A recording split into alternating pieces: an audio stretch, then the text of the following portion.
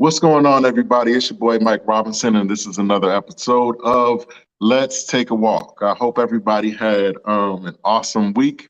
I know I did. Looking forward to Turkey Day.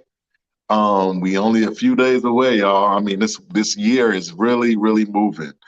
Um, but anyway, as usual, Let's Take a Walk brings you the best, most interesting, most busiest, most funniest, most dopest guests ever. So tonight is no exception to that rule. Tonight is a kind of a fun night, just kind of a let your hair down night. It's just a panel night. We're just gonna talk. We're just gonna talk. We're just gonna have a conversation. Tonight we have my bro Kevin McCrae and Miss Felicity Cobb. Um, Both of them are kind of brothers and sisters of mine from the same city, same town, which I always say is a treat to have somebody on that kind of is familiar with your background. So they see some of the same things and have experienced some of the same things. We were just laughing offline about a memory that we had, excuse me, back in the day. But tonight, like I said, we just gonna chop it up.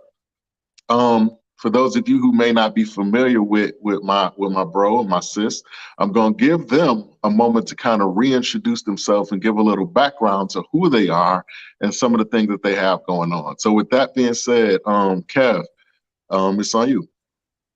What's up, good people? My name is Kelvin McCrae. I'm from Palaca, Florida.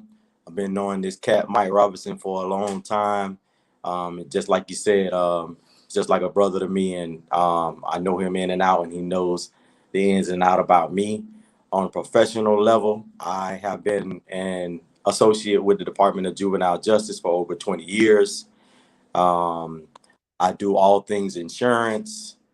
Even had some experience with massage therapy. So yes, I'm kind of like a jack of all trades. Very well versed in many things, and just here to chop it up with my boy. All right, Miss Felicity, it's on you. Well, I am Felicity Cobb, born and raised in Putnam County, Palatka, Putnam County. Um, I've been here in North Florida for over 20 years and doing business for the past 7 years. The business that I currently do is healthcare. Been doing healthcare for over 7 years, and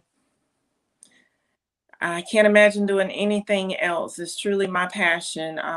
We launched another business this year, transportation. It's For me, it's a pretty fun business, but my first passion is healthcare. So that's where I'm at, and just taking it day by day because business is booming. So it's a good thing. I'm always busy. Awesome. Um, as far as business and entrepreneurship is concerned, I mean, I think that it's so important for our generation and the generation that comes, well, more importantly, the generation that comes after us to see our people from our generation doing things for themselves independently, growing businesses in the medical field. I recently had Miss Latoya Robinson on. She threw her hat into the political arena in Putnam County.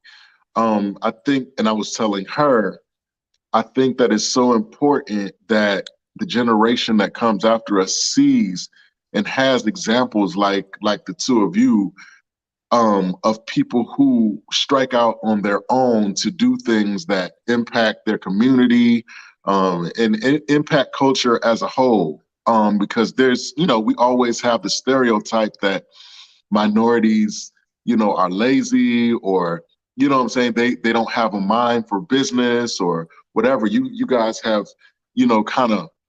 kind of broken that stereotype. And so I tell you how important it is Mhm. for you to exist, because a lot of our youth do things out of what they feel is necessity because there's no we don't have enough examples around us showing us that we have an alternative. And so, that's what this podcast is all about, showing that there's an alternative. And so it's really dope that, I get to sit down with people like you and, like I said, LaToya and others.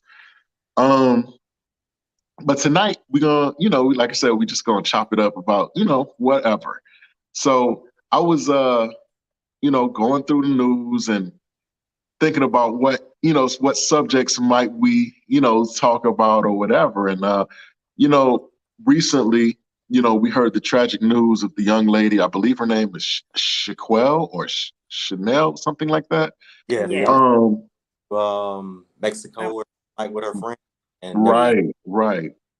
And we saw the tragic circumstances to which she, kind of fell victim to. When you see that and you look at your own life, and this question is for everybody, just to start the discussion. Has it changed how you look at friendship? Has it changed excuse me, maybe not changed, but affected how you look at friendship? And also new friendship, because Drake said no new friends. You know what I'm saying? So when you see that, how do you see it in your own life when it comes to relationship and friendship? Because that word friend, we throw that word friend around very loosely, if you ask me. So how do you see it? You want to go first, Kelvin, or you want me to answer? You can go first. I would say for me, I think when I was in my 20s and 30s, I used, everybody was my friend. But now that I'm in my 40s, my circle is very small. So it doesn't change my perspective on friends because I think over the past few years, as I've gotten older, my perspective has changed. My circle is small. I mean, I've always been, I would say high school and even in my 20s, people have always just really judged me. Oh, she stuck up, she whatever. So like I've grown to just, okay, everybody's not my friend. My circle just got small and I'm okay with it. Mainly my sisters and, cousins are my friends. And, besides them, I have maybe 2 or 3 friends. So I don't invite everybody over to my house. So like I'm really private anyways. And so yeah, my perspective didn't change because I'm pretty have a small circle anyway. But I think those were like young people. And I think at that age they're excited to have a lot of friends and everybody's their friend. But I think we all change as we get older. So it was an unfortunate situation, and I Definitely. hope her family gets justice because it was really sad. It was definitely an unfortunate situation that young lady had to lose her life in the capacity that she did. But my perspective on that, being that I'm a social person, it kind of puts me in a position where if I wasn't the person that I am, I would be cautious about who is around me at all times. And like you said, that term friend is thrown around loosely because nowadays you really have to think about what people's intentions are. Because if it's someone that you really don't have history with or someone that you grew up like us, for example, you know what I'm saying? You don't know what the motives are. You know what I'm saying? Because the way the world is today is kind of hard to develop, new friendships because, like I said, you don't know what a person is thinking. You don't know what a person's motives are.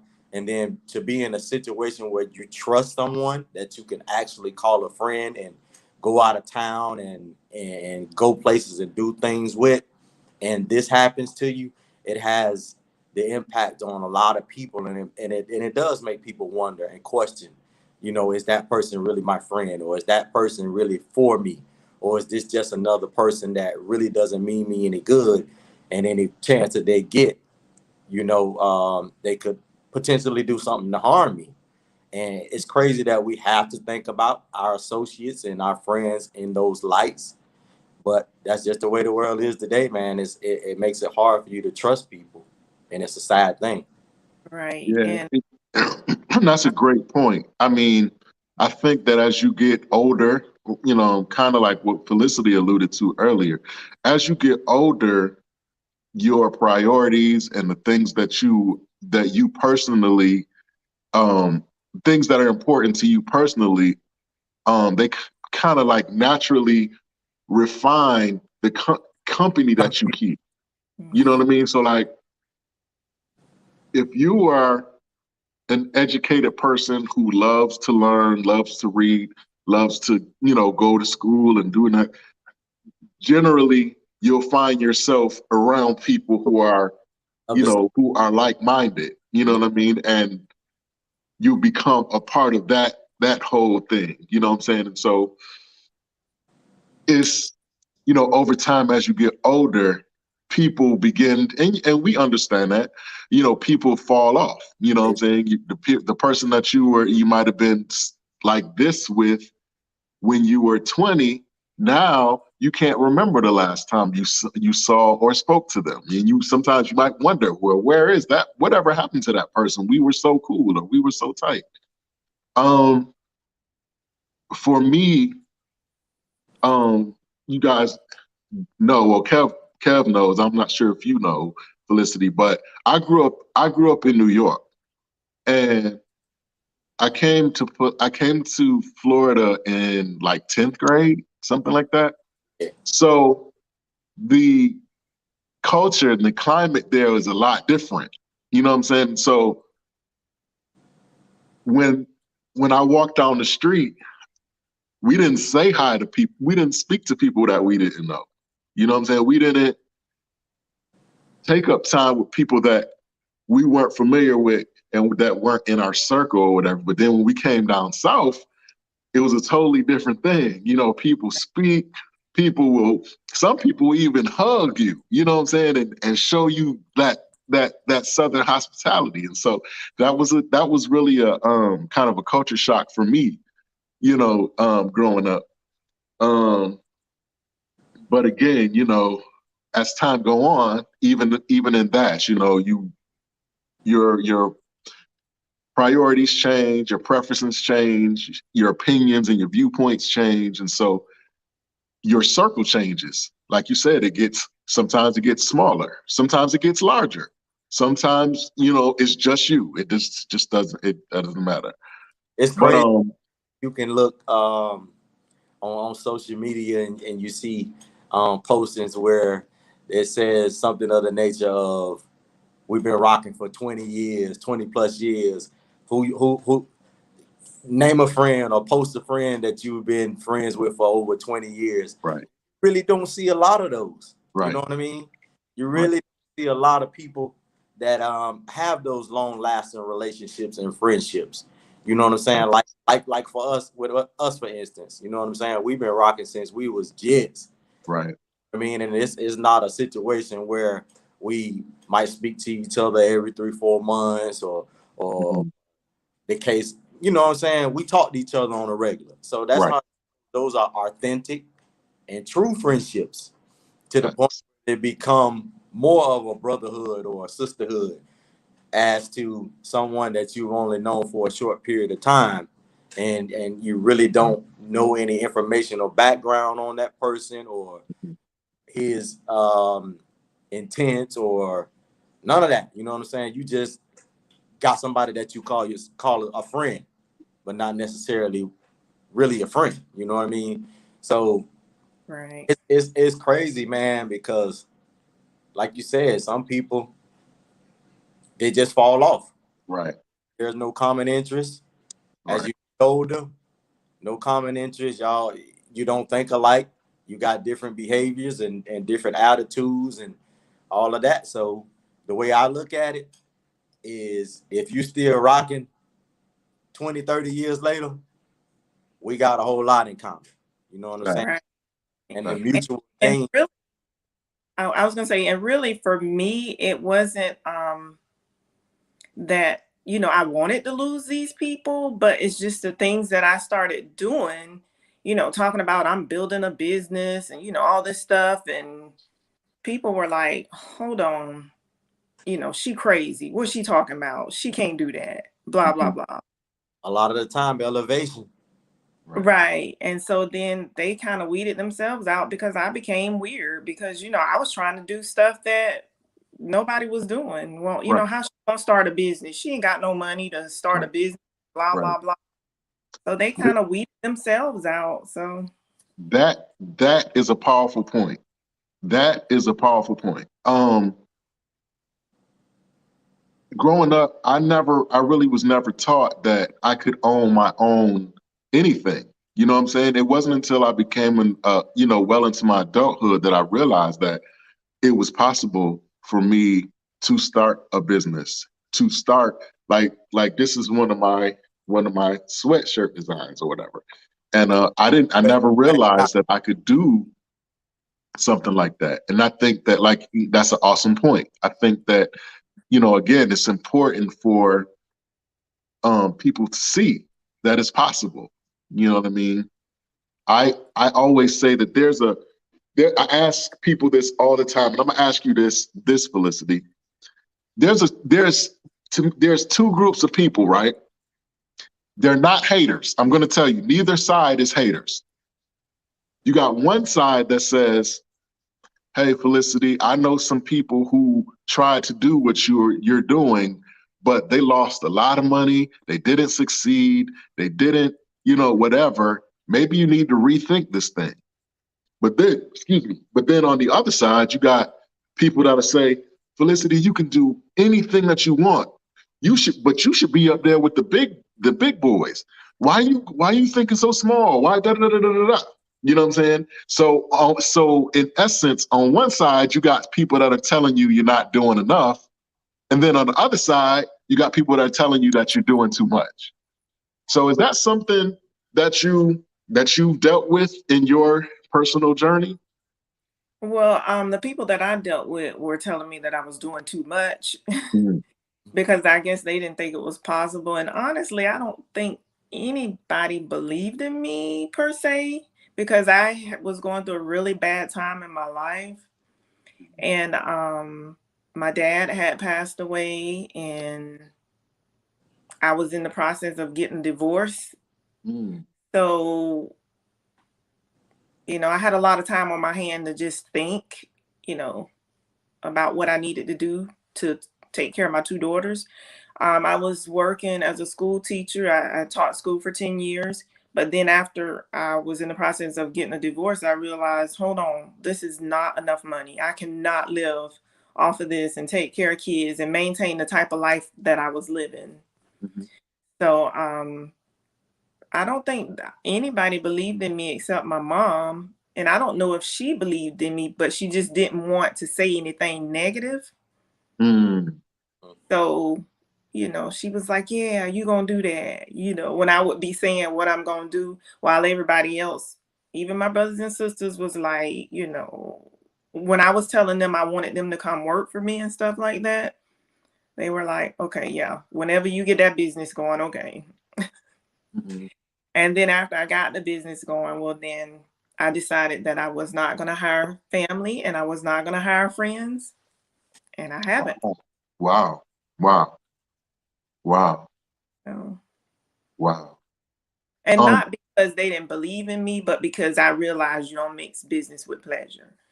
So wow. That's I didn't want to have any issues at the family reunion or at the family get together, you know? wow. Wow. You know what? That's a bar. That's a bar. That's a whole nother, that's a whole nother subject. We're talking, listen, you on another level. um, social media. Um, how would you say social media impacts situations like what we just talked about? Um, when we talk about, this girl goes to a different country with people who she presumes to be Friends. her friends and people that she felt comfortable with and that she felt safe with. And then to turn around and have a video of those same people violating her in the worst way. And social media, man, it has so much influence on just about everything that transpires in the world today. You know what I mean? And it sometimes I feel like it's getting to a point where there's a lot of invasion of privacy, actually. You know what I mean? Because you can pretty much find an image of anything on the social media site. Not naming, name dropping, but you know what I'm saying? You can go on any social media site and pretty much find anything. And then, yeah, it's good to be young, to go places and do things, you know, and social media influences that. You know what I'm saying? The friends that go take the vacations in the foreign countries and the luxurious places, and you know, it's to the point where some people can't even afford to do it. You know what I'm saying? But since they see it on social media and that looks like the it thing to do, then they're gonna do what it takes to get to that point. You know what I'm saying? Just for those likes and those comments and all of that stuff, man. But in a situation like that, when somebody tragically loses their life, that's where I draw the line with social media. You know what I'm saying? And it's sad to say, but a lot of people don't look at social media as just entertainment. You know what I mean? Yeah, it's part of life, but it's entertainment. Half of the stuff you see on social media on these platforms, people 9 times out of 10 lying about what they do, what they got, how they living. What we seeing are representatives and this make believe fantasy life that everything is good. So social media, like I said, once again, it has an impact on just about everything that we do as humans living in this world today. But you just can't take everything that you see on social media for what it is. You know what I'm saying? You got to be able to distinguish between what's real and what's not real. Right. And I would say, I think that social media I think it's great because it gives us as African Americans a platform that we didn't have many years ago. Mm-hmm. And so I think it has opened many doors for many of us to see other people around the world and what they're doing and like, hey, I can do that too. If that person's doing it, it's possible. I can do it too. But I think it's a lot of our young people that are using it the wrong way, Exactly. glamorizing these people and making them idols, and then it causes them to have to live up to those standards. And like you said, Kelvin, a lot of the stuff is fake, but they want so badly to have that spotlight and to until I don't know if it's hard for them to distinguish between the fake and the real, or they just want it. They don't care if it's fake or if it's real. They want that same spotlight. Mm-hmm. So I think if social media is used correctly, it can be great. Agreed. But we're seeing a lot of these young people, they want to be Instagram superstars. They're all going to be entrepreneurs, and, hats off to them. But they're all going to be rich and famous, and their work ethics are not as good. Right. That's a fact. That's a It's not fact. good as, it was for us. But So. yeah, I will, agree with you on that. It is everything about social media is not negative. You know what I'm saying? It does, like you say, open up doors and lets you be able to connect with people everywhere. You know what I'm saying? And see, like you said, the things that people are doing, the amazing things that people are doing. Like when COVID hit, you know what I mean? This whole world just pretty much opened up, and YouTube and all these other places where you can go and learn how to do things. To me, yeah, COVID really destroyed a lot of people, and it took a lot of our loved ones away from us. But in certain aspects, social media COVID was a blessing because it made us as people slow down. Right. You know what I'm saying? It made us slow down. It made us think. It made us more cautious about, how we lived, Right. and things that we wanted to accomplish. And it gave us those opportunities. Right. Now sit down and think about the book that we wanted to write 10 years ago, or that we wanted to start 5 years ago. You know what I'm saying? And the use of social media at that time was awesome. It was great. Everybody was doing their thing. It was a beautiful thing to see. So I will agree with you when you say, social media is good at what it does also. And it's not just negative.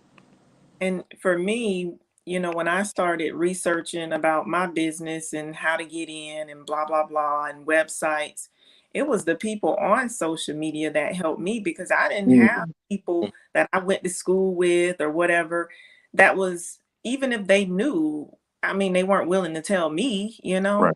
It's the people that you don't know that follow you on social media that's far away that don't mind telling you, hey, this is how you get your website started, or this is how you do that. So that's how it really, really helped me. It really helped. So. And that's a fact. Even in the Bible, right? Jesus went back to his hometown, right? And the Bible says that the people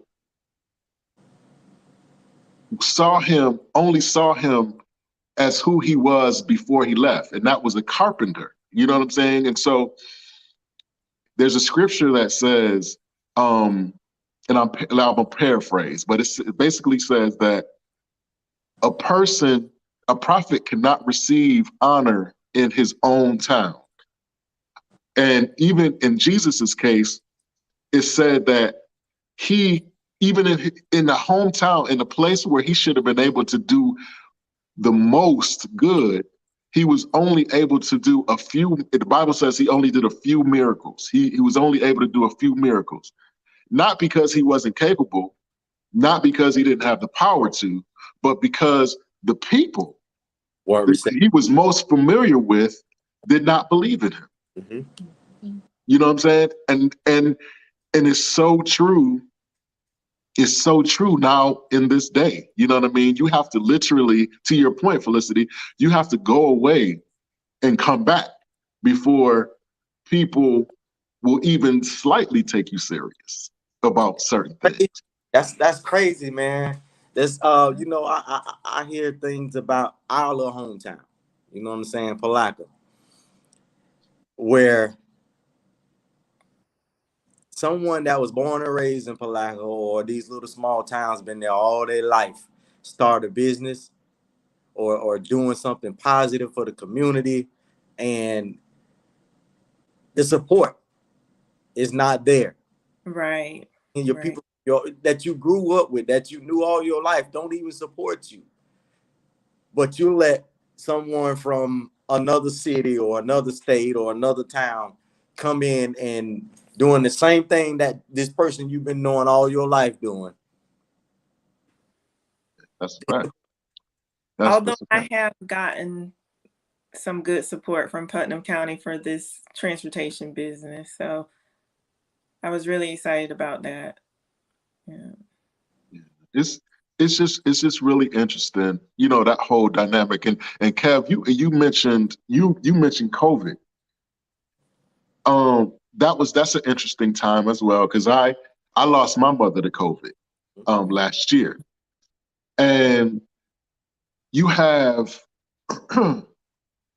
it's weird because of what COVID was able to accomplish, because you literally had a mother on this side mourning the death of her child due to COVID. But then on this side, you have a mother who's rejoicing because her son, who had a 30-year bid, has in prison, is now being released because of COVID. So it's how does that mother feel for the mother who's lost their child when COVID brought their child home? You know what I'm saying? It's a very interesting, interesting thing. And then when you put in the whole social media dynamic, this whole podcast that we're on right now was birthed out of COVID, from COVID, being at home. This is something that I always dreamt of doing, but never really put much effort into it because I felt like I didn't have time. But here we are. It's just really interesting to me. Going a little bit, staying on the subject of social media. Can one person control their Facebook atmosphere? Are we really seriously able to control our social media, or are we just, once we're in, we just kind of have to ride the wave? How do you view that? Personally, I don't post a whole lot of stuff or whatever, but I still feel like there's a lot going on in my space. So how do y'all feel about that? Do you feel like you have control over your personal social medias? Well, I feel like I have control over mine. I mean, the things that I post, it's only a fraction of what I'm doing. Right. I like to post enough to, be like, hey, I'm still here,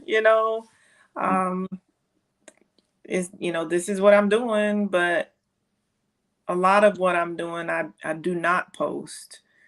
Only post enough to build an impact, just a little awareness of who I am and what I'm doing in the community.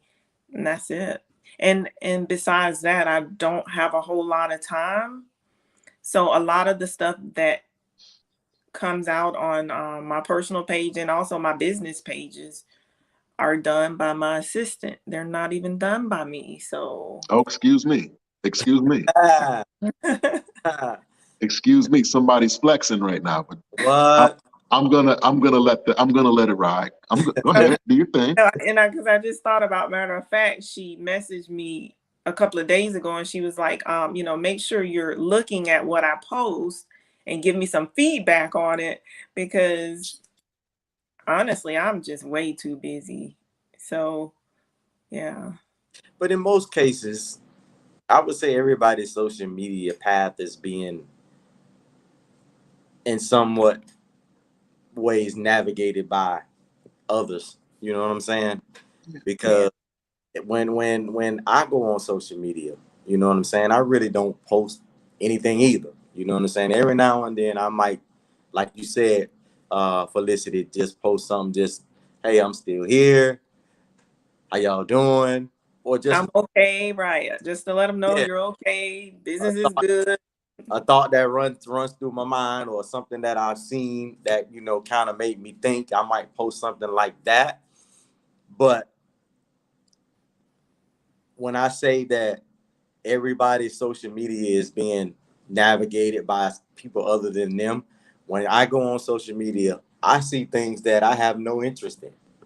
You know, and I see things that I didn't even click on to look at. Like some of these reels and stuff that now is being placed on the platforms. So there is some control going on from other sources and other people, because look at social media for one. It's entertainment and it's big business. Right. Right. With it being big business, there's no way that we can be the only handlers of our navigation when it comes to social media. You know what I'm saying? So when you say that, yeah. and all of and I'm sure that both of you have experienced it where you Google something or you go to a particular website. Like I'm a sneakerhead, so I'm always looking at sites for sneakers and stuff like that. And then I go to my Facebook timeline and it's 100 different sneaker sites showing up, popping up on my page. Brother always watching. You know what I'm saying? You know, yeah, it's crazy, right? So like, or if I Google like, I'm a foodie too, so like I Google a certain restaurant, you know what I'm saying, and then I go on my Instagram, and it's all these different, you know, advertisements for a specific restaurant or type of food or whatever. You know, it's really that's why I ask, you know, can one really control their own, you know, space, because it's constantly being bombarded with things that, you know, we may or may not be interested in all the time. So I think just the day and time that we're living in, a lot of things they try to control, you know, just that's how our America is. You know, they try to persuade us in roundabout ways to do this or do that. Um, you know, especially with all the holidays. Well, you know, they start advertising as soon as Halloween is over. Well, now Facts. it's Christmas, you know. Facts. So I try personally not to be moved by it all. I guess that's a way to put it, and just, you know, can develop my own rituals and things that I don't get, you know, caught in it per se. Because I feel like just my experience with business, like there is always some kind of advertisement for something, some way to get our money. So being that I've been in business for a few years now, I'm constantly trying to think of ways to keep my money in my bank account. Facts. So I totally, you know, tune it all out. So Mike, Yeah. my brother. You know, I know you dab in the music business, right? Ever since I've known you, you've been R&B to gospel, back to R&B, the gospel 2 and 3 times, and we actually, you know, we was there. You know what I mean? We did Rap the facts. Atlanta thing, and Yeah. if we would have had, you know, the appropriate people, we probably would have been somebody by now. When it comes to music, Facts. now I think. No, go ahead. I just gotta ask you, man, what is your take on the big entertainer in the music industry right now? That's all over the news. I don't want to say the name, but you know, You can. Oh. you think he kind of loose, or you think I think what he's saying? if you, if you're talking about Kanye, if you're talking about Ye, then I say that mental illness is a real thing. Exactly. I think that with Kanye, the trouble is I'll never fight somebody's right to speak their mind and say what they feel if they do it in a responsible way and it's not hurting anybody or alienating anybody or, you know, just creating a unsafe space. But the only thing that I ask is that if you're going to be this person, do the research. Exactly. Read the books.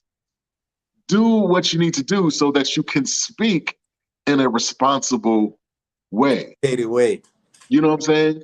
I think that in his case, I think that's what people have the most problem with, is that he goes to different extremes, but it doesn't seem to have any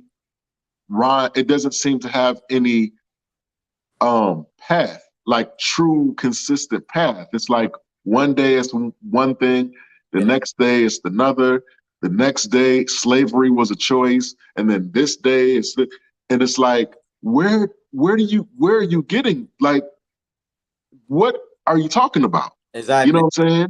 What's the thought process? Right. You know what I'm saying? And so that's the only real issue. I don't have a problem with him speaking out against things that he doesn't agree with per se. However, if you don't know what you're talking about, then not only do you do yourself a disservice, you do whomever respects or looks up to you a disservice, because what happens is ignorance breeds ignorance. Mm-hmm. You know what I'm saying? And so if I'm talking crazy and I got 100,000 people who are fans of whatever it is that I do, and they respect my opinion and my views, I'm putting them in a crazy position if I'm not on point with what I'm saying. Exactly. Which is why being a celebrity or a person in the spotlight is so complex, because you in certain cases you literally are holding people's lives in your hands.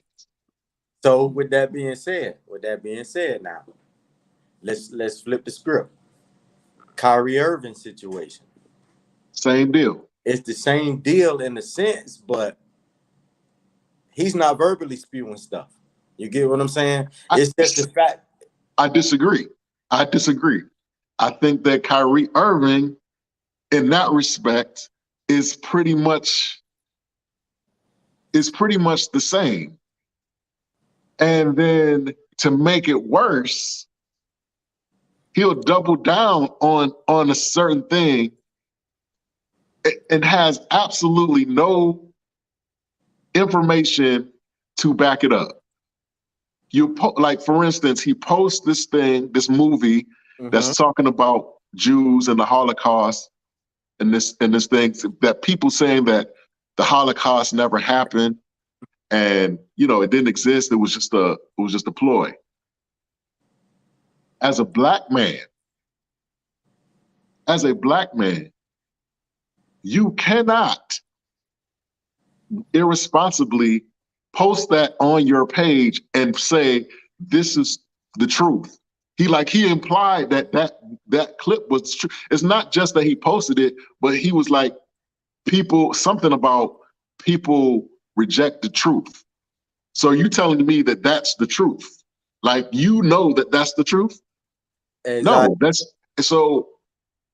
With that being said, that goes back to what I was saying earlier. You have people's lives in your hands. So you got fans that are looking at you, young people who are impressionable, and they're looking at that. And so they'll go out to their schools and they'll talk to their little friends and they'll tell this person and that person, hey, the Holocaust never happened because Kyrie said so.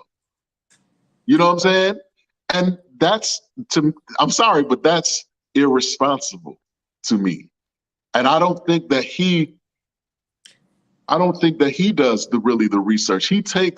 He'll watch a YouTube clip or something of somebody speaking, and he'll pull whatever it is that he pulls from it, and then he'll repeat it as if it was his original thought. Mm-hmm. And then when somebody says something to him about it, he wonders why. And then in Kyrie's case, even outside of that, he's always doing something. Like they took a team picture, he refuses to take his hat off. Why? Like, why? You know what I'm saying? It's not the big things. It's not the big things, Kev, that messes Kyrie up. It's those little things that he does that got on people's nerves. And now this big things happen, and now I'm gonna make you not only accountable for this big thing, I'm gonna make you accountable for all them stupid things, them stupid little things that you was doing that we didn't do nothing about. So you think it's fair that they put him in the position to lose as much as he's losing and Kanye. You know what I'm saying? Well, I mean, did they put him in a position, or did he put himself in a position? Put himself in the position. Right. But man, do you agree with? Because at the end of the day, everybody has the right to have their own opinion. Facts. Everybody has freedom of speech. Facts. And everybody can feel any way they want to feel about anything in this world, right? Facts. So with all of that being said, do you look at it in that sense that they're putting a stop to the way that he earns his living because of what might be his personal view or may not be his personal view? Again, nobody is making him do it. He's shooting himself in the foot as far as I'm concerned. Mm-hmm. If I'm a businessman, you're going to separate yourself. You have to. He is Kyrie Irving. Let's talk about Kyrie Irving. Kyrie Irving is an independent contractor. Exactly. In essence, that's what he is. Mm-hmm. Business. He's not working with his family. He's not working with his homeboys. He's working with an organization that was here before he got here and will be here when he's gone. So, as an independent contractor, you have to do what's best, or what you feel what is best for your brand and what you're doing. That's just the bottom line. If I'm an owner of a team, I'm paying you X amount of dollars to do a certain thing. And you go out here and you do everything possible to not do what I'm paying you to do, then I have no choice but to make certain decisions because my bottom line is being affected by that. I'm losing money based off that. You know what I'm saying? It's people my sponsorships are going away. You know what I'm saying? Fans will begin to protest and different stuff like that. Not to mention the fact that you were talking about a specific community. You know what I'm saying? You're talking about the Jewish community, which is one of the most powerful communities in the world. You know what I'm saying? Most of us, most Black celebrities have Jewish lawyers. Most rappers, Jewish accountants. Listen, not just from a business standpoint, they keep the lights on. And then here you come talking about the most horrific. That's like somebody coming to say that slavery that's their version. Mm-hmm. You know what I'm saying? That's the same as somebody coming to say, hey man, slavery never existed. That's something that somebody made up, blah, blah, blah. It's the same. It's the same thing. And for you to come and irresponsibly do something like that with no regard to who is looking at that and then say, well, I'm not the one that made the movie, but you're promoting by this. You know what I'm saying? So just based off of you posting it, people are going to go watch it. Who is making the people who created the movie rich? You know what I'm saying?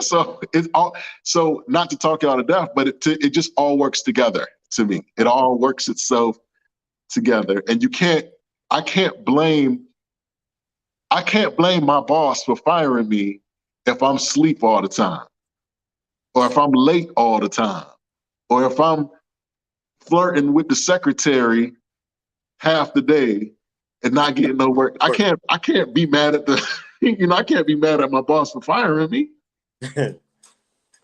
So that's how I see it. Yeah, so that was a conversation that I had, at work with a couple of my associates, and I kind of went down the same line that you went just now. Mm-hmm. And I don't know if it was because of personal feelings or where the answers were coming from or who was actually speaking in that manner, but I know I kind of rubbed some people the wrong way. So I just wanted to see if I was tripping in the way that I was thinking and No, I mean, I totally agree. Like I said, I don't fault anybody for speaking their mind. But if you're going to do it, at least organize your thoughts before you do it. I still might not agree, but I'm going to respect the fact that you respect the fact that whatever it is that you're talking against, you respect it enough to do whatever due diligence needs to be done in order for you to convey. You know what I'm saying? Like you look at somebody like Louis Farrakhan, who I watch from time to time. I don't necessarily agree with everything that he says. However, he's very thoughtful. He's very pinpoint. You know exactly where he's going. You know exactly where he's trying to take you. You know what I mean? And I can respect that because he respects that whatever that thing is that he's talking about. He's not going to talk about stuff that he doesn't have a knowledge of, a working knowledge of. He's not going to do that. You know what I'm saying? And so I think that's what a lot of people do. And I think that's one of the dangers that social media brings, because people believe some of the stuff that's being put on there, and then they take it as gospel and they're repeating it in their circles as if it's gospel truth. And I mean, place to place, person to person. Facts. That's a fact. But let's go on to another subject. Let's talk about the man-woman dynamic, dating, relationships, right? Felicity, what's your thoughts on, for instance, men or women paying the bill at dinner?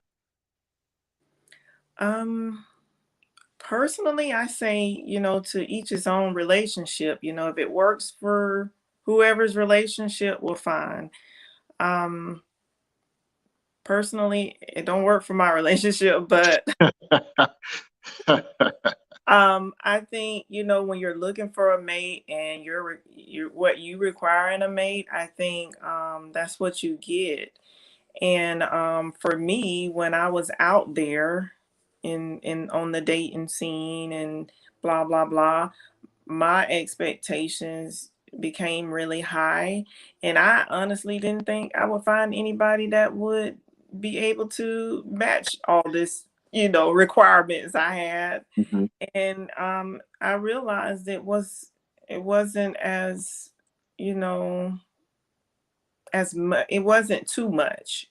I think that we create our own things in our mind, thinking that whatever your requirement is, it, or maybe society, I don't know. But anyway, it doesn't work for me. I I So have to know that, my spouse or whoever is able to, take care now of my we're family. talking about, at this present moment, okay, you're not married. You're dating. Okay. Okay.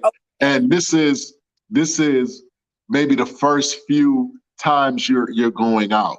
Okay. So Definitely the guy has to be able to afford to take me out on a date. So that's just my but- requirement. okay. So let's say the guy he's able to afford it. However, he says, you know what? I paid for the last two dinners we had. We sitting up in Applebee's right now. Can you pay the check? What do you say to that? I would say, okay, you probably should have told me before we got here that you couldn't pay the check. But yes, I would go on and I would pay the check. And he probably wouldn't hear from me anymore, because it's okay if he said that ahead of time and then I agreed to go. And I don't mind leaving the tip. I really don't. I don't mind leaving the tip Okay. because So realize, nothing's really free in life. And, we're all dealing with some kind of, our own struggle. So I don't mind leaving a tip. Right. But okay, so am I safe Yeah. in assuming that you kind of have more of a traditional view of how dating is supposed to Yeah. go? Yeah. Because my dad, he was a provider and he just took care of his family. So, yeah. Okay, so so with that being said, what's the woman's responsibility slash role slash responsibility in when it comes to when it comes to that relationship? I think when it comes to dating and relationships, I think men should be looking for a Proverbs 31 woman, that has something to stand for. Mhm. He knows that she could probably take care of everything, but I think it just says something when a man does it. It's like he's standing up and fighting for his family and protecting his family. Okay. So, and then, as time goes by and the relationship goes by and life happens, if he can't, then of course, the female will stand up. But I mean, I think in the beginning, yeah, he has to be able to prove to me that he don't mind fighting for, or So I think so it shows me that he's gonna fight for the relationship and the life, and to take care of his family. I think that's what it shows me. so what I hear you saying is, as long as I'm able to afford it, I should always be the person that foots the bill for everyone. So as long as I can afford it, I'm holding the bag for that. Um, should be in a position where you can do it, but now I'm not saying that I would always let the person do it. I personally always try to pay, but I have to do it when my husband is going to the bathroom or whatever, and then he come back looking for that ticket, and it's like boom, he gonna cash out me that money back. So Wow. Listen, there's nothing wrong with that. I just find it so interesting. Kev, let me ask you this. Who do you think has more power when you talk about relationships? Does men or women? And maybe power is not the right word, but who has the most influence, the man or the woman?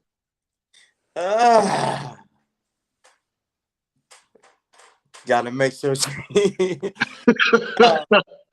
on a serious note, man, it just really depends, where each individual is in the relationship. But I would say 80% of the time in a relationship, the female does have the most influence, Mhm. because, and you see it in a lot of relationships where the relationship dynamic is totally out of whack. Right. Needless to say, where the woman is in a position where she pretty much has all her stuff together. She Mhm. knows the direction that she wants to go in. Right. And most of the time the guy is, either trying to feel his way through the situation Mhm. and trying to find out where he wants to go and how Right. he handle being in this particular relationship. Right. Because women are communicators by nature. Okay, they're Okay. nature. You know what I'm saying? A woman, if it's a true woman, a woman's woman, you're never gonna have to guess on what she's thinking or how Okay. she's feeling. Okay, because she's definitely gonna let you know. So Okay. a woman is the most powerful thing in this world to me, for a lot of reasons. But they have one thing that will make a man conform to all things. And not willing to conform, yeah, 9 times out of 10, you're gonna be in the doghouse somewhere, or sleeping on the couch, or you know what I mean, taking a cold shower.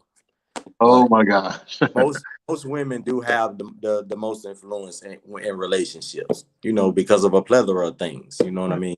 So, And Y'all see, happy want life, happy life. No, yeah. y'all want to hear? For Y'all want me, to hear? the other way around. I feel like happy spouse, happy house. So we both should be happy. yeah, that's yeah, I Yeah. agree with you. I agree. Y'all want to hear my opinion on the situation, on that situation. Of course. I think that, and Felicity, please, this is my disclaimer. Please do not judge me. Please do not look at me. I feel that I have been married since 2006. And I've learned a lot of things. I've seen a lot of things and experienced a lot of things. I believe that just from the lowest form, women have a greater influence because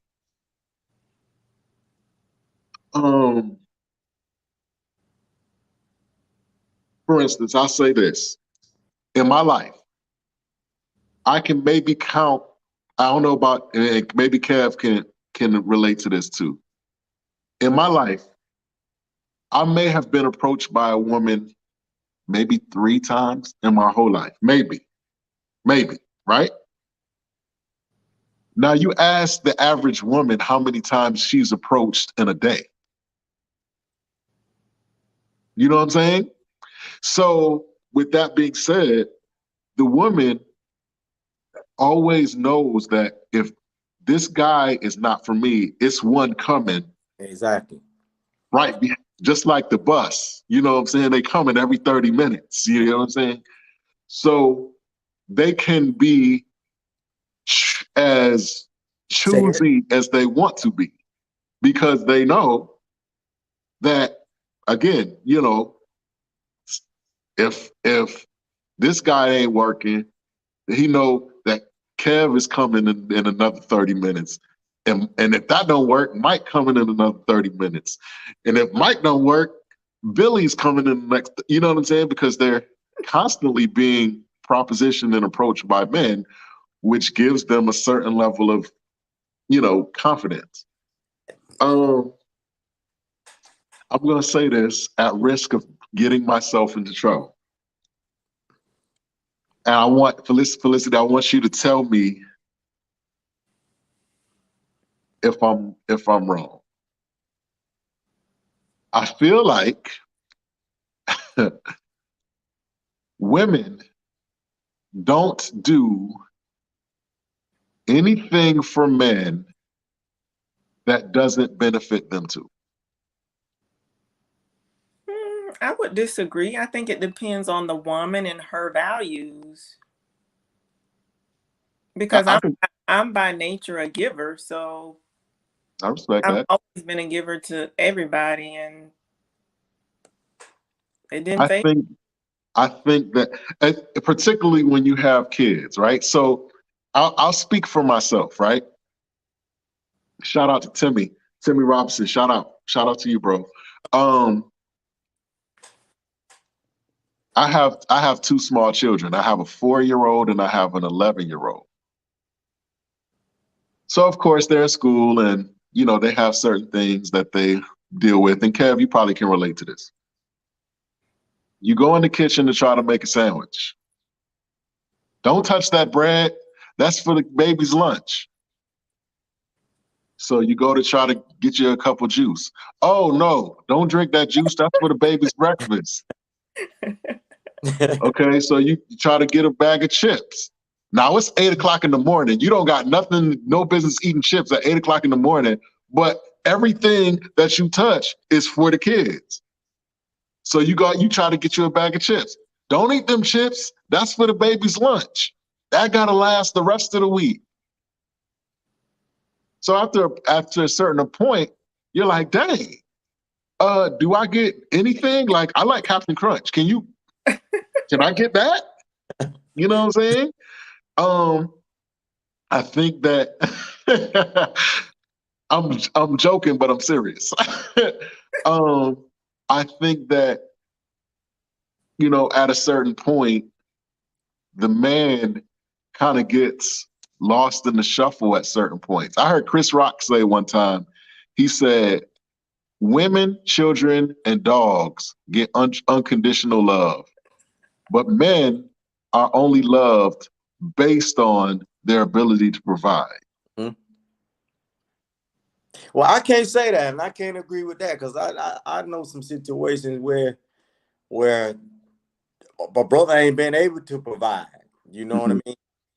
I mean, the bare minimum, and women that's done held it down. You know what I mean? Took care of bills, or put clothes on the back, bought grocery. You know what I mean? The whole nine. You know what I'm saying? So I can't agree with that in full, but at the end of the day, I will say that women do hold the most influence when it comes to a relationship. And just to touch back on what you said a little earlier, all things conform. You know what I mean? They have that where, like you said, every 30 minutes, if he ain't gonna do it, I know somebody else will. That might not be the mentality or the thinking of said woman, but it's the reality of the situation. Because once again, to me, in my eyes, a woman is God's greatest creation. You know what I'm saying? So why not? Why shouldn't they hold that position of power and standing in the relationship? But no, by no means should a man just bow down and you know, conform to everything that a woman, you know, wants. Or because if you don't, then the woman's gonna look for somebody who's a stronger partner. You know, just like we want that love, time, and affection, and all those things. A woman wants that security blanket. She wants that strong man that can hold it down when it's needed for him to hold it down, whether it be financially or physically. You know what I'm saying? But at the end of the day, it does have the most influence, because they're the nurturers. They have to take care of us, them, and the kids. But are they? Are they? Like, what does that mean? What does that mean? Like when you say taking care of us and the kids, what does that mean? I'm hearing a lot of static, Mike. Can you hear me? Can you hear me? Is that better? Can you hear me? Can you hear me?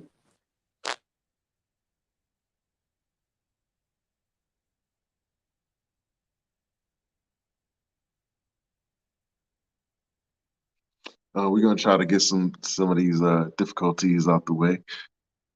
But yeah, I don't know. Maybe they said we having some sound issues. Felicity, can you hear me? You're muted. I can't hear. You gotta Yeah, I can hear you now. It was a little bit fuzzy. I didn't know if it was my phone or what it was. So that's why I went out to check my phone. Oh, okay. And grab the charger because I wasn't sure what it was. Sorry. I don't know. And maybe I'm not saying it the right way, but it's just like I feel like yeah, I think women have a lot of options and choices, and men are kind of expected to just get in where they fit in a lot of times. And you know, it can be a bit difficult to navigate at times. And so you know, so like that whole scenario I gave you about, you know, the Captain Crunch and all that happens to a lot of, you know, a lot of men, I'm sure.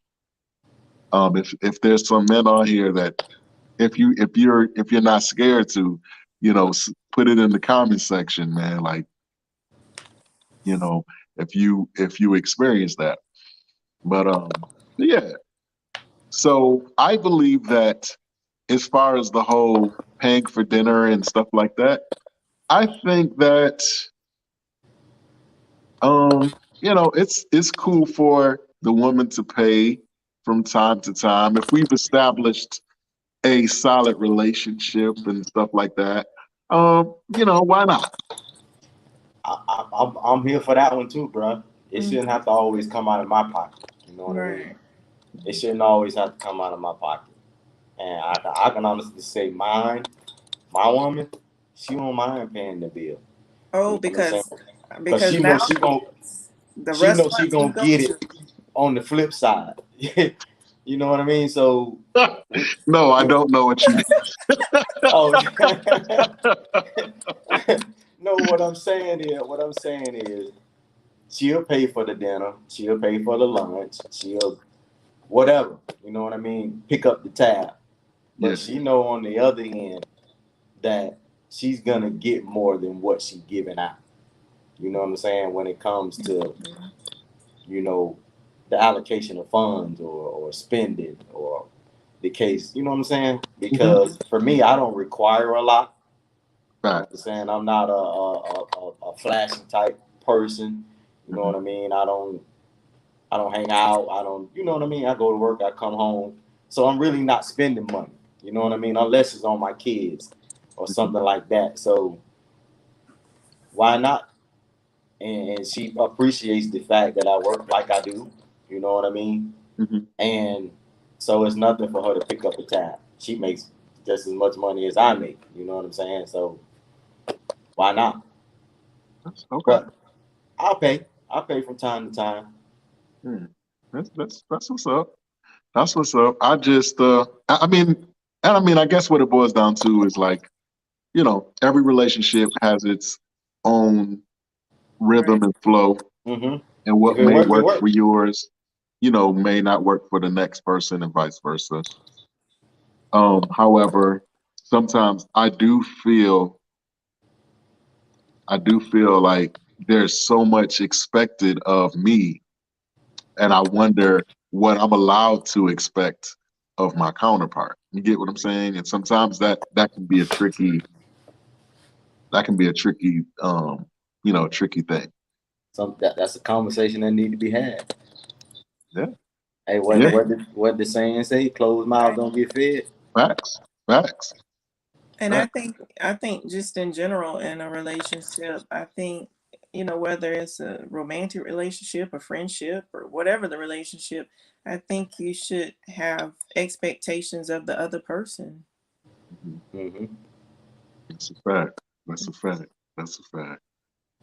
Yeah, that's always a interesting topic for me. That um, the one more this last topic is before we sign off. What is what is beauty? When you think of that word, you know what I'm saying? What is beauty? What is what is the definition to you of what someone being beautiful? We look at how culture sees beauty, and we look at the magazines and social media and these different things, and we see you know basically the same type of people over and over and over again, just same style, just different. It's a different Individual. person. But Mm. what is beauty? Felicity, when you hear that, what is that? What is beauty to you? For me, when I say a person is beautiful or something to that nature, beauty to me is a person that is optimistic, positive, compassionate. Mhm. That's beauty to me. Okay. What about you, Kev? What does beauty mean to you? Like, Beauty is not superficial to Right. me. You know, it's not always about the way a person looks for me, it's more of an attitude, Mm-hmm. A persona, the way you carry yourself. You Right. know, I know it's kind of cliche to say beauty should be from inside out, Mm-hmm. but that's what it truly is for me. You know what I'm saying? It's about individual's heart, their ability to connect with people, the want to connect with people, the ability to be able to share, the want to be able to share, to lift others up, you know, to always have something or want to contribute something, even if it's not monetary. You know what I mean? Because the most precious things are things that are not of monetary value. Mm-hmm. You know what I'm saying? So for me, it's an individual soul, the way that they live. Mhm. You know what I'm saying? How they carry themselves, and just yeah, that's what it is for me. It's not about skin and the look and all of that stuff.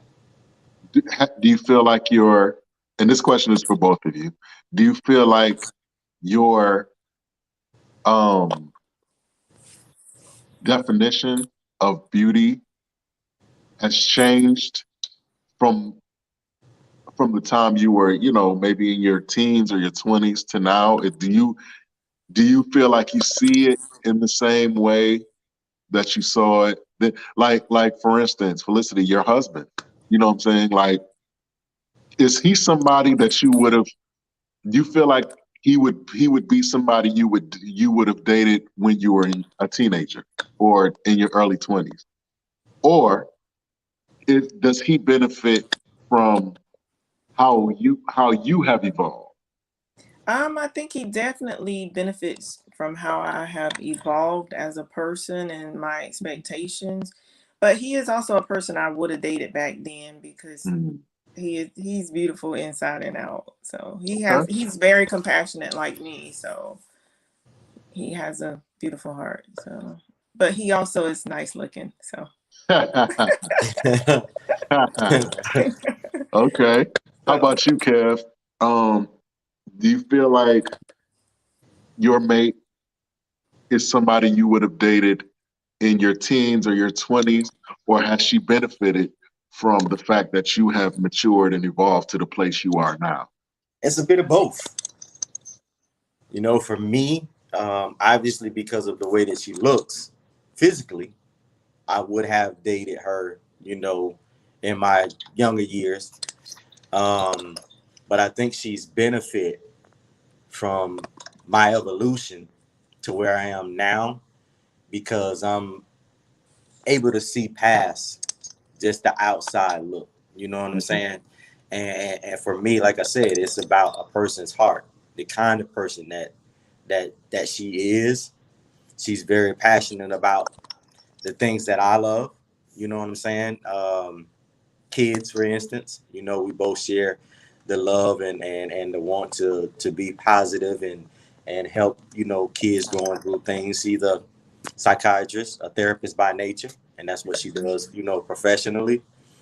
But I definitely say she has benefited because I'm able to appreciate the intangible things, you know what I'm saying, more now as to when I was that person, you know, in my younger days. Because it was all about outside beauty, you know what I'm saying? Of course, you want to be with somebody that you kind of vibe with, but you really don't take those times to look at a person from the outside in. You know what I'm saying? So yeah, it's both. That's a fact. Okay. Well, I'm going to tell you that as I as I and I've said this on here before. Growing up, I really struggled with um self-esteem issues. Um, I really, really struggled with that. That's not, even now, you know what I'm saying? I still deal with, you know, personal issues, as far as, self-confidence and self-esteem and stuff like that. And I will tell you, my wife, right? I, you know what? You ever heard somebody say, I meet more girls on accident than people meet on purpose? Mhm. Literally, I'm literally, I would meet girls on accident because, and not because I'm like that, not even. It's total opposite. Because I struggled with self-image and self-confidence, it would never dawn on me that a person would be interested. So I didn't even like really put forth the effort. But what happens is, Felicity, and it's funny, women think that you're humble. So Mhm. they're drawn to that. But it's really not humble. It's really not humility. It's it's low self-esteem. You Isn't met that crazy? you met girls cousin me too. Isn't that crazy? Isn't that crazy? So with my wife, right? When I met her, I was with one of my boys, and my boy was talking to her. I had a meeting, and my friend and my boy came with me. And while I was in the meeting, the person I was in the meeting with, my wife was friends with their daughter, and so she was over there with the daughter. And my friend sat in the living room with my wife and the daughter. So after the meeting, I came out, and my friend and my wife, seemed like they were hitting it off, whatever, right? Never dawned on me that this girl was interested in me. I'm thinking that they are Mhm. hitting it off. So fast forward a month later, I'm on my way. I'm driving back from New York, and I get there's a message on my answer machine from this girl that I didn't even recognize. I didn't know who it was, whatever. And it happened to be my wife. I guess she had asked for my number from, these people or Mhm. whatever. So make a long story short, we ended up getting in contact, and one thing led to another. We ended up getting married. We have 3 beautiful kids. But it was really my low self-esteem that put me in a place where, like I said, it never dawned on me that this woman could be interested in me. So I just whatever, you know what I'm saying? Mhm. And women found that humility attractive, but it really wasn't. It really wasn't humility. You know what I'm saying? And it's just kind of a In it's my situation, it was my cockiness and arrogance. You know what I'm saying? That drew her into me. You know what I'm saying? And sometimes your reputation can precede you. Mhm. You know what I'm saying? And my reputation preceded me. And she heard so much about me, and never knew who this person was, but just heard so much about him. Mhm. And then once she saw who the person was behind the name, and saw the cockiness and arrogance and just the exuding confidence, till it was just automatic. You know what I mean? Mhm. And it kind of goes to where you say, what's for you is for you. What God has for you is yours. And you guys know my situation. I have several different women that have had kids from me. You know what I'm saying? And I was to that point where I wanted to have an intact family, but unfortunately, it never worked out that way. Mhm. But what I have now is the be all end all. You know what I'm saying? So whether it comes through my cockiness, my arrogance, or you're being shy, or whatever the case might be, at the end of the day, bro, if it's for you, it's for you. Right. You know what I'm saying? And just ride the wave, man, and enjoy. Yeah, absolutely. It's just funny how things, like you said, how things work out. Um, it's funny how you you see yourself in a certain light, and then somebody comes along and they see more. Exactly. You know what I'm saying? And it can be very it can be very overwhelming to you if you're not used to it. It can be very, yeah, it can be very overwhelming. You know what I'm saying? And again, you know what I'm saying? So here we are, you know, Yeah, 16, I think we're our own worst critics, right, right. so yeah. That's a fact. Other people see us in a different light because even me for myself, I feel like sometimes I'm not doing enough, but then Right, other people feel like, "Oh yeah, you're doing a lot." right, I'm not doing right, enough. So, right. I made a pact when my mother passed away. I made a pact with myself that I would, and people probably think I'm weird for this, that I've done this with.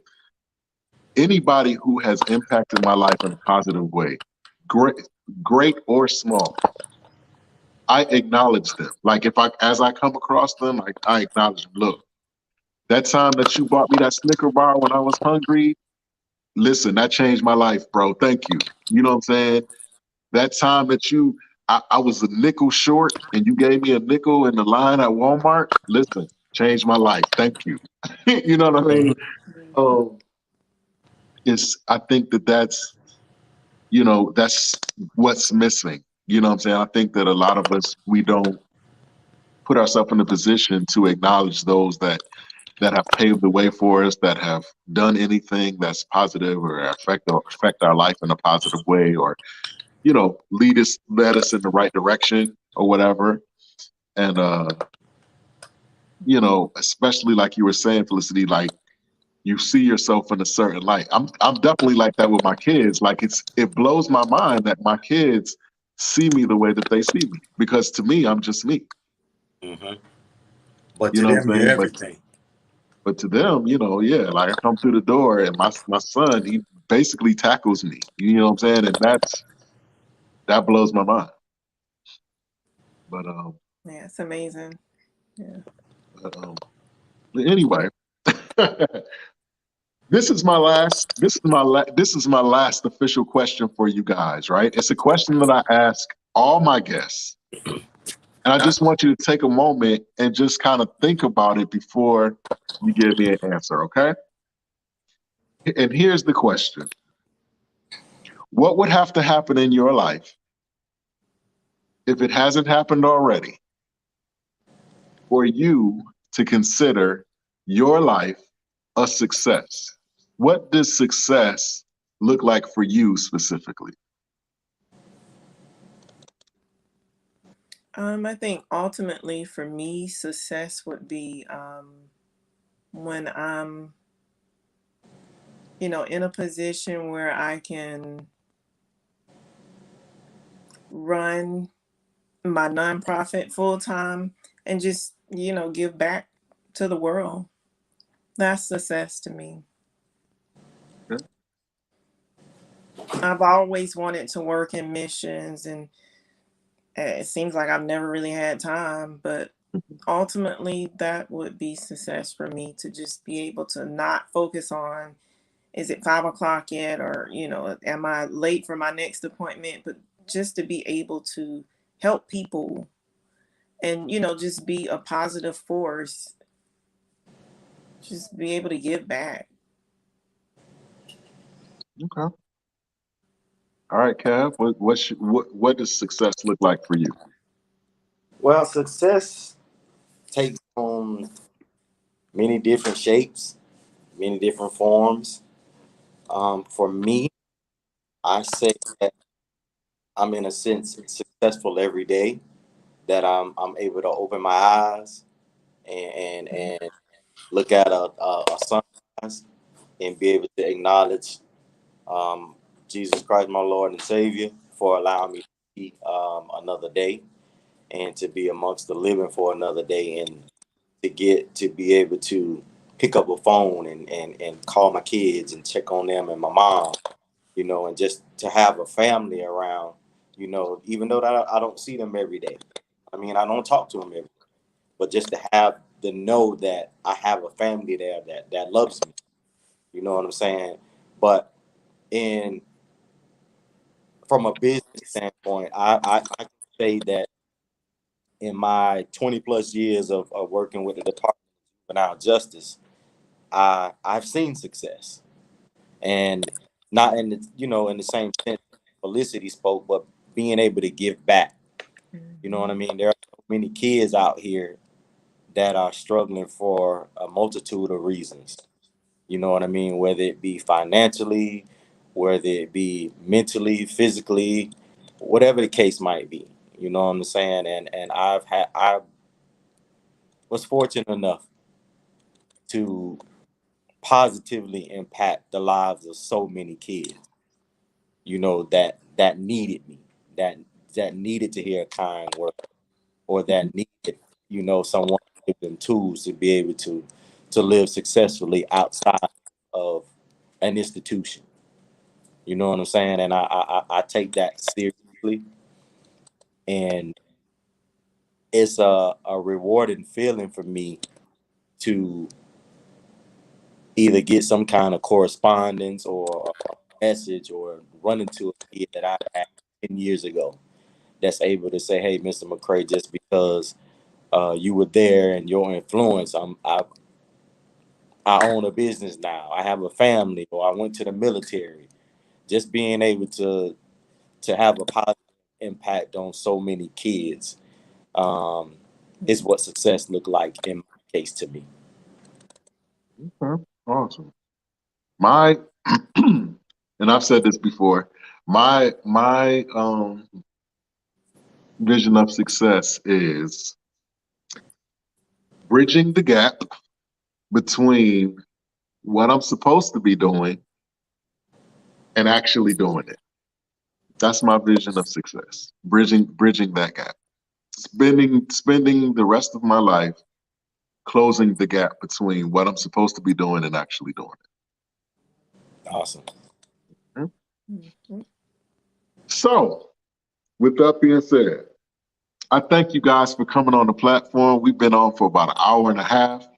Yeah. Um, I thank y'all for your time because I know that y'all could be doing any and every other thing than this. I appreciate it.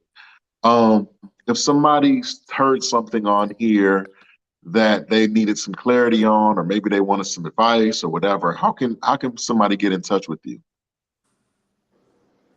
Well, of course, go to my social media, send me a message there. If you want to go to my website, you can also leave a message there on my website. What's your website? Shout your website out. My website is www.northfloridacareservices.com. And from there, you are able to leave a message. Okay. All right. How about you, Big Kev? Well, for me, man, the only outlet I have is social media. You know what I mean? You can definitely find me on Facebook under my name, of course, Kelvin McCray.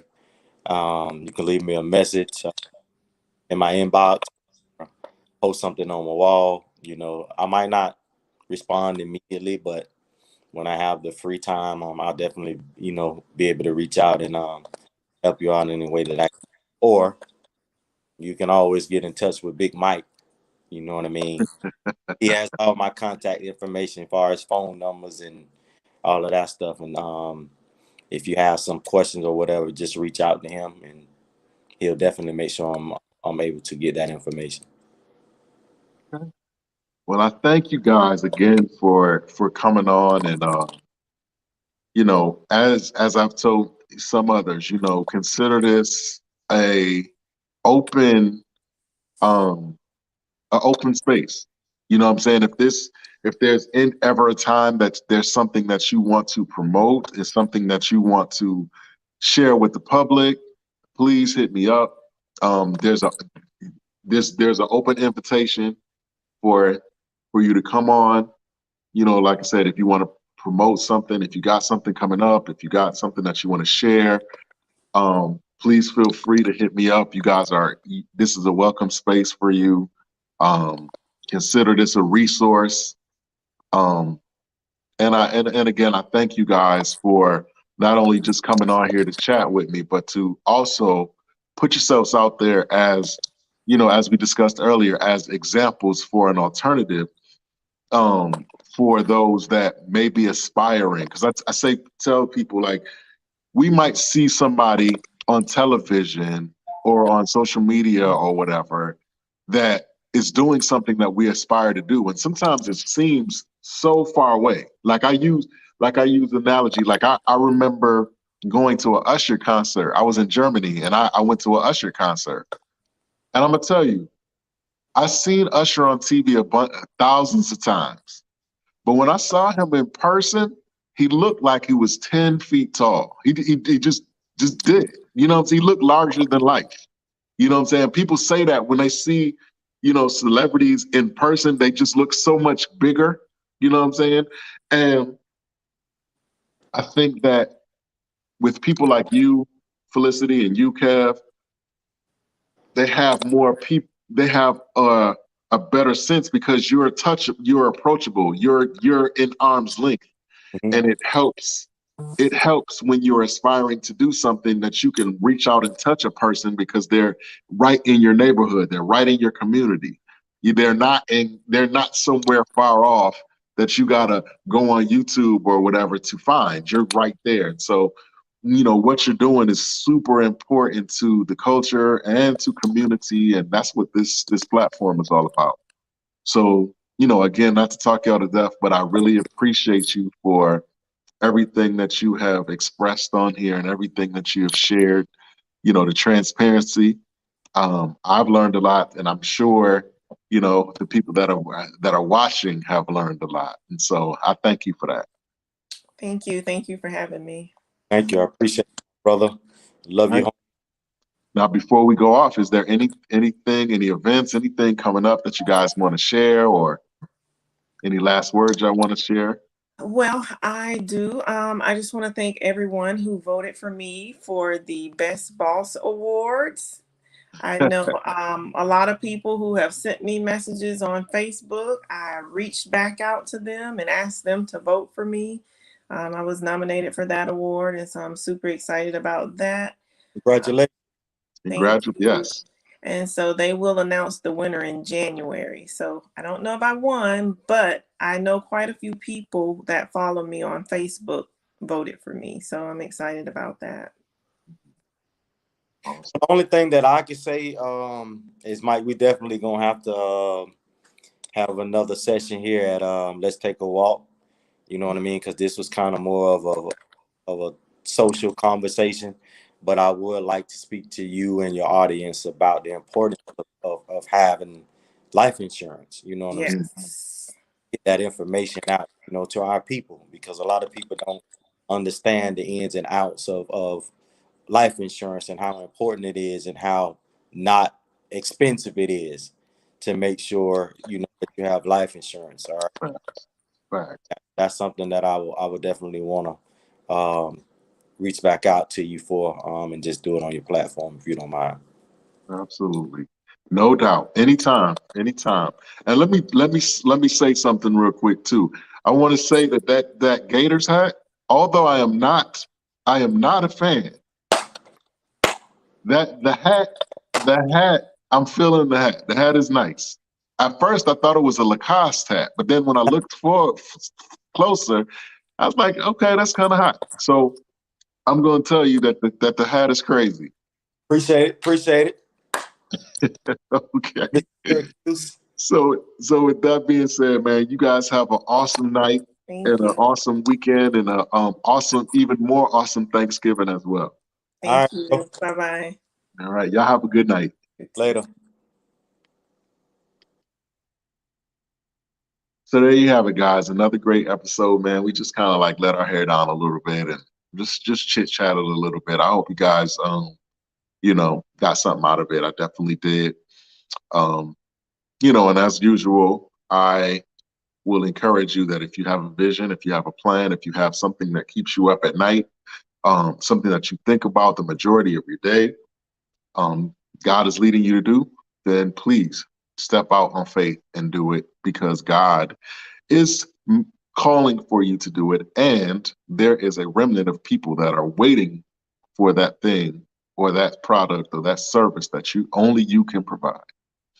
So with that being said, please, don't hesitate, don't procrastinate. Go forth, do your thing, whatever your thing is. And with that being said, man, I thank you guys for coming on. We will not be airing next week because next week is what? Thanksgiving. You know what I'm saying? And I definitely plan on next Friday. I plan on being somewhere eating some leftover turkey and stuff, just chilling. So I will see you guys not this week, but next week. All right, you guys, you take care, and let's take a walk.